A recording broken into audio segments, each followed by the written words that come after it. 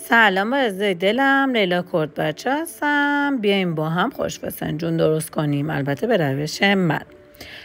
مرغا رو نمک میزنیم، ران سینه به انتخاب خودتون، هر جور که دوست دارین انتخاب کنید. نمک میزنین، 1 ساعت میذارین کنار.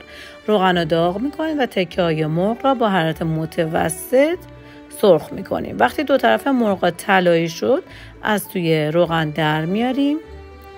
بعد با همون روغنی که مرغا رو سرخ کردیم گردو رو داخلش تفت میدیم.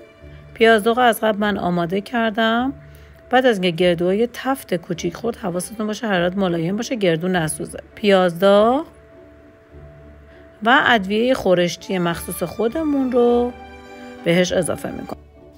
گردو و پیاز داغ و ادویه که خوب تفت خورد و به این شکل در اومد، کدو حلوایی اضافه میکنیم، یا به رنده شده یا سیب رنده شده که فوق العاده خورش رو خوشمزه میکنه. رب انار محلی ساوه و شیره انگور مراغه رو اضافه میکنیم. ما از شکر استفاده نمی کنیم، همه چی طبیعی. اضافه میکنیم، یه تفت میدیم، 2-3 تا لیوان آب اضافه میکنیم، در ظرف میذاریم تا خورش فسنجون روغن بندازه. بعد از اینکه روغن انداخت، تکه‌های مرغ رو اضافه میکنیم و اجازه میدیم خورش جا بیفته.